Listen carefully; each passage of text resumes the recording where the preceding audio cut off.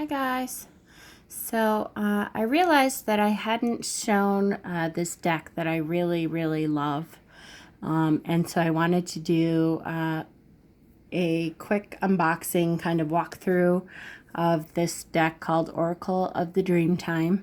Aboriginal Dreamings Offer Guidance for Today. It's by Donnie Hackinson. I don't know if it's still in print or not. I got it on a trade and absolutely fell in love with this deck.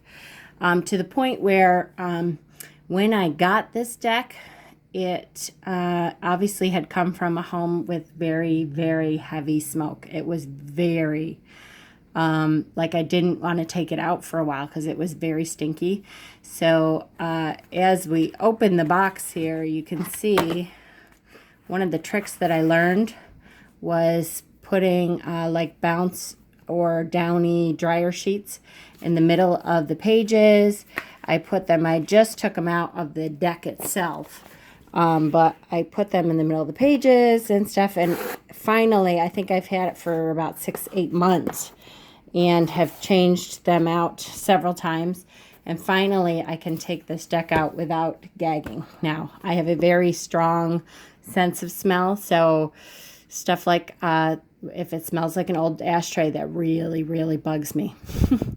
So that is the reasoning for this. But let me just read the back of this really quickly so you can get an idea of what this deck is about. I just really love it.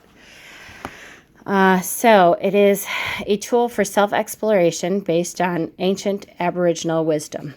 Oracle of the Dreamtime is a beautiful book and card set based on Aboriginal spiritual beliefs, the dreaming stories, that have been passed around campfires since long before Europeans set foot in Australia. There is much that this old wisdom can still teach us about how to live our lives today, and here the dreamings are presented as a tool for self-exploration and inspiration in a form accessible to all. According to the dreamings, animals, planets, and the creatures of the land are the Aboriginal ancestors, brothers and sisters, and mothers or fathers. They are called kabong, or totems, and are never to be harmed. In return, they give protection, connect us to the spiritual, and guide us during difficult moments. Donnie Hackinson's system respects this tradition and offers powerful messages of counsel for every aspect of life today. Her insight into Aboriginal culture, together with the stunning and authentic dreaming card illustrations, combine to help us find the answers and alternatives that lie within ourselves. So this set was done quite a long time ago. I have seen a new set that is very similar. I believe Wild Moon Woman did an unboxing, a walkthrough of that set that is coming out from Amazon. This one's from 1998, which is a different author. It's a different deck, but a very similar kind of system. And I just was so struck by the stories that are in this set that I just wanted to be able to show them off to you guys. And I'll try to maybe read some of the cards when I get to the end. But so let me just set this up. There we go. To show these cards, which I just am so excited. They are really hitting me in a very emotional, spiritual way. So the first card is the Gaimea Lily. And if I mispronounce any of these, I'm so sorry. I so respect the Aboriginal traditions that I definitely apologize that it's not an on-purpose kind of thing. Lightning Man. I tried to set these up upright, but it is a round deck, which I really like. Moon. Opal. Rainbow Serpent. Seven Sisters. Southern Cross. Why don't we read that one, the Southern Cross story. So it is number 7. It means death, endings, spiritual belief. In the beginning of the world and time, in the dreaming, there were only 3 people on the earth, 2 men and a woman. The Great Spirit provided them with plenty of bush tucker and water, but he forbade them to eat meat, saying it was wrong. His word was law. The 3 people obeyed him, for there was more than enough food other than meat to eat. There were many new tastes to experiment with and savor. They enjoyed the nourishing food the Great Spirit had provided for them and were grateful.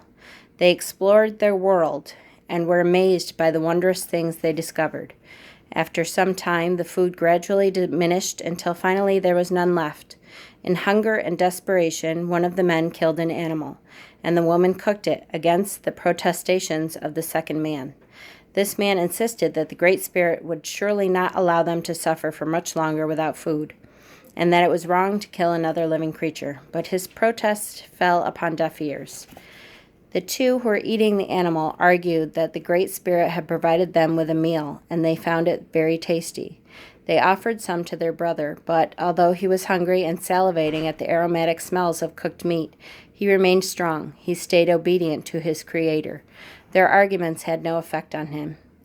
Disappointed and angry with his companions, the man walked away and lay under a tree. He prepared to die. His companions continued to try to persuade him. Suddenly, in a flash of light, Moe, the death spirit, descended. Moe lifted the man into the tree under which he lay. Then Moe lifted the tree into the sky. The tree's form grew smaller as he rose higher. It rests in the sky as the Southern Cross. The top star represents the eyes of Moe. The bottom star symbolizes the eyes of the first man to die. The stars at each side are 2 cockatoos who had made their home in the tree. When Moe lifted it, they followed, squawking and screeching angrily. So it says the imagery says the Southern Cross is a dreaming about the first death. It speaks of transformation, change, endings, and new beginnings, suggesting similarities with the butterfly dreaming. It speaks of a man, the first committed vegetarian, who honored the word of the Great Spirit and died for his beliefs. He was transformed, and through his obedience, attained eternal life. Those who disobeyed the law by eating flesh survived, but they and all generations after them were punished by death. Without the transformation of eternal life, the bright stars of the Southern Cross are a shining celebration of the power of devotion, obedience, and will. This dreaming also has similarities with the 7 sisters. Both convey the strong beliefs and mental and physical discipline. The difference is that the Southern Cross emphasizes the spiritual dimension, while the 7 sisters follow their beliefs in themselves.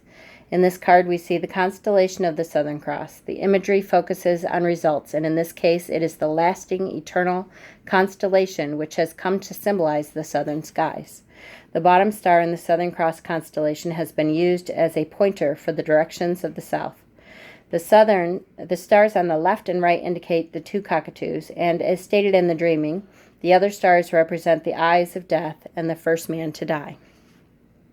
So the upright meaning, which there's upright and reverse meanings in all of these, says the Southern Cross is equivalent to the death card in the tarot. It strikes with great impact and irreversible change. This change ends a cycle. It is not part of a continuous process. This card suggests testing forces in your life, requiring you to stand up for your beliefs. If either of the 2 cockatoos, 2 stars on the left and right, are drawn at or near the top, they represent the desire to be at home or retain something which is lost. You haven't reached it, but you're chasing it. There could be a sense of urgency and panic in your pursuit. You are being asked to examine your spiritual beliefs, particularly those around your gods. You could have the opportunity to practice your beliefs in testing conditions, like gold through a smelter. The dross will be burned away, leaving the pure essence of your beliefs, shining like a star in the Southern Cross. Other people could lead you astray. The way will be challenging and difficult. You may feel tempted to give up. You will need courage and fortitude. Changes may be irreversible and drastic, but your new conditions will far exceed anything you could have imagined. Welcome your symbolic death, because it heralds something lasting and meaningful. Does the pointer star, the bottom star, point to another card? This could reveal where you may expect strong changes. If it points away from your reading, the changes will happen around you in your environment rather than directly to you. So that's just an example of the readings. I just wanted to give you an idea of what some of these dreamings were. Stewart's Desert Pea. And each of these cards has a beautiful Aboriginal story to it. Sun. Uluru. Wartaw. Dingo. Echidna. Emu. Frilled neck lizard. Kangaroo. Ooh, some of these are getting turned as we go. Koala. Spider. A beautiful card. Wombat. Bat. Black swan. Oh, good luck. Bogong moth. Sorry if I'm killing the pronunciations, guys. Truly. Brolga. Brush turkey. Butterfly. This one is one of my favorites. Crow. Gray owl. Kookaburra. Lyrebird. Magpies. Rainbow lorikeet. Sea eagle.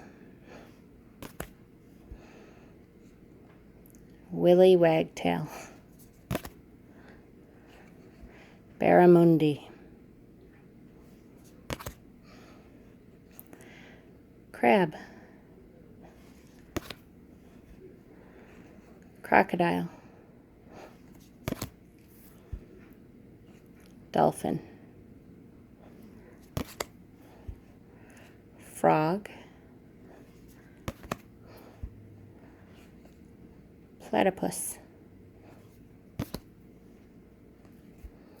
Seal. Turtle. Whale and starfish. Okra. Reconciliation. And Sydney Harbor Bridge. So, lastly, if you can see the book at all, it just has such wonderful stories. And it really gives you a lot of information about each of the dreamings of the stories. It talks about how to read the cards. It talks about, on each card it says, like, if you have also pulled this card with it, it could indicate this. Just such an interesting deck. How to read the circular cards. I'm pretty sure, there you go. It does give you some idea of spreads, interpreting the different spreads, the kingdoms of the Aboriginal stories, 1 and 2 card spreads, 3 and 4 card spreads, Southern Cross spread, which is a great one for this particular deck. Gives you quite a few different spreads in here. And then an appendix for some of the flower essences, some of the animals, a glossary. So just a really impressive deck. Like I said, I'm not sure if it is still in print. But really a great deck to try to take a look at. I hope your weekend is going wonderful. Blessings to everyone. Namaste.